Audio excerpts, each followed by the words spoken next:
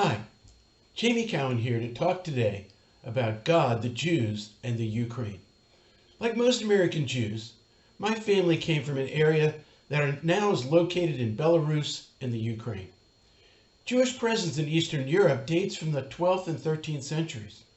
Jewish migration to the region dramatically increased following the Spanish Inquisition and expulsion at the end of the 15th century. In fact, the Kingdom of Poland invited Jews to settle in the region. Jews were often resettled to the eastern area of Poland to help manage the Polish conquest of Ukrainian lands. Under the Russian Tsar, Catherine the Great, the areas of the present-day Ukraine and Belarus were conquered by Russia. By the late 18th century, the majority of the world's Jews lived in the region. Catherine also invited Jews into Russian areas for the purposes of development. However, Gentile merchants balked at the Jewish presence, so Jews generally were restricted to an area known as the Pale of Settlement. This was a large area that ran north to south from the Baltic Sea to the Black Sea and west to east from Poland to Western Russia. As in most of Jewish history, there were times of peace and times of terrible persecution. Following the assassination of the Russian Tsar in 1881, blamed on the Jews, Jews began leaving this area in huge numbers, many of whom went to the United States. Both sets of my grandparents came from the region in the early 20th century. Tragically, most of the Jews that remained were killed by the Nazis in World War II, but still significant numbers were saved by the armies of the Soviet Union. History changed when the Soviet Union suddenly collapsed in 1991. Now religious expression, suppressed during the Soviet era, exploded. I was at a conference in 1993 when a friend described how many Soviet Jews were open to hearing about Yeshua, Jesus the Messiah. At the time, I was leading the Messianic Jewish congregation in Richmond, Virginia. I felt like the Lord spoke to me that our congregation would be involved with the Russian Jews. I announced this to the congregation. The problem was that I didn't know any Russian Jews. Finally, a recent Jewish immigrant from Azerbaijan was introduced to me. We became friends, and I told him we were interested in helping former Soviet Jews who immigrated to our city. We decided to sponsor a bagel brunch and used our friend to advertise it to the Russian community. The very week of the bagel brunch, I dislocated my shoulder in an auto accident, interestingly, on the way to see the movie Schindler's List. A day later, someone torched our synagogue. Despite the obstacles, we proceeded with the bagel brunch at a separate location. Over 30 Russians attended. The first event held in our fellowship hall following the fire was a community Passover Seder where over 40 Russian Jews attended. For many, the first time they had ever attended a Seder. In May of 1994, 1 month after the Passover Seder, I decided to visit the former Soviet Union for the first time.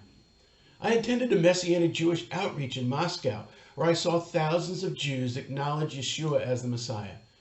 I and a friend then flew to Minsk, Belarus, and then Kiev, Ukraine. We went there to deliver gifts to relatives of the Russians from our city. For me, the big shock was meeting a family in Kiev whose father was the spitting image of my uncle. He probably was a relative since my family was from the region. When I returned to the United States, we formed Russian Immigration Services as a subsidiary organization under our congregation to provide social services to the former Soviet Jews in our city. Most of those we served came from the Ukraine and Belarus. Over the next 10 years, we provided social services to the entire Russian community in the city. In 1997, I was invited by the Messianic Jewish Bible Institute to teach Jewish history to their school just outside of Odessa, Ukraine. The school was held at an old communist youth camp. While there, I was invited to be the sole speaker at a weekend conference in Kiev to a group of Christian pastors on the Jewish roots of the Christian faith. There were 6 sessions over a 3-day period attended by about 500 pastors. In the final session, I confronted them with numerous historic examples of anti-Semitism perpetuated by Ukrainian Christians against Jews. I showed them how their Orthodox Christian Bibles mistranslated certain sections of the New Testament to make them overtly anti-Semitic. I had with me a modern Russian translation which corrected the errors. I pulled out of my wallet one of their currency notes upon whose image was Bogdan Khmelnytsky, a war hero who was responsible for killing more Jews than anyone in history until Adolf Hitler. I read some eyewitness accounts of Babi Yar, the area just outside of Kiev, where 30 to 40,000 Jews were slaughtered by the Nazis with the assistance of Ukrainians during World War II. The audience started wailing, crying out to God for forgiveness. I had never seen anything like it. It was a life-changing moment for me and for them. I know of other Messianic Jewish leaders who experienced similar things. I returned to Odessa again in 1999 to teach in the Messianic Jewish Bible School. It was the same year that Vladimir Putin became president of Russia. When he assumed office, there was a lot of hope. 2 years later was when President Bush declared that he could see into the soul of Putin and saw a good man. At the time, I mentioned this to one of my Russian staff in our congregation who said, "Once KGB, always KGB." Unfortunately, how true. Though I didn't travel to the Ukraine again until 2019. I followed the country's news. Unlike many of the former Soviet republics, like many of the former Soviet republics, the Ukraine had Russian puppet or other types of autocratic leaders. Suddenly in 2014, the people overthrew the puppet government and held a truly democratic election. Russia reacted by invading and annexing Crimea in the south and assuming control of parts of eastern Ukraine. I well remember the announcement of Volodymyr Zelensky to run for president of the Ukraine in 2019. I was intrigued by the story of an actor-comedian who in his TV show, Servant of the People, portrayed a high school teacher who railed against corruption in the country. In the show, someone captured his rant on video, which then went viral, and suddenly he was elected as president. The show was incredibly popular, and because of the country's rampant corruption, Zelensky seemed like the perfect candidate, despite having no political experience. Significantly, Zelensky is also Jewish. In May of 2019, I returned to Odessa to teach in a Messianic Jewish congregation, led by some old friends. As it turned out, it was during the same time as the presidential inauguration of Volodymyr Zelensky occurring in Kiev. Odessa had changed dramatically from 20 years before. Where it had been an old and run down, it was now modern. There was a lightness and exuberance in the air. Where my accommodations in 1997 were slightly above survival mode, the accommodation in the leader's home in 2019 were really spectacular.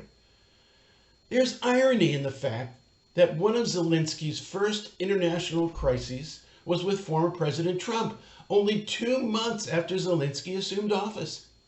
Here was the actor-politician who had campaigned against corruption and for stronger relationships with Western countries, only to be strong-armed by the U.S. president for corrupt purposes to undermine the presidential candidacy of Joe Biden. Zelensky showed the same mettle then that he does now by refusing to kowtow to illegal strong-arm tactics. This actor-politician has now become an international hero while leading the country through terrible and catastrophic times. 10 days from now, Jews from around the world will be celebrating Purim, a holiday celebrating the miraculous salvation of the Jewish people from a plot by an evil man to destroy them. The story is recounted in the book of Esther, which is read in its entirety during Purim services. Esther, a Jew, who surprisingly became queen of a foreign power, is confronted by her uncle Mordecai about the plot to kill the Jews by an evil man. Mordecai pleads with her to do something, concluding with, quote, "And who knows but that you have come to your royal position for such a time as this." Has God similarly raised up a Jew in the Ukraine to thwart the evil intentions of a man to destroy his nation? God has a plan for the Ukraine. It is not Vladimir Putin's plan. Rather, as the Lord spoke through the prophet Jeremiah 2,600 years ago, "For I know the plans that I have for you, declares the Lord, plans for welfare and not for calamity, to give you a future and a hope." Let's agree with that proclamation today for President Zelensky and the Ukraine. May God have mercy upon his and their souls. Thank you. See you next time.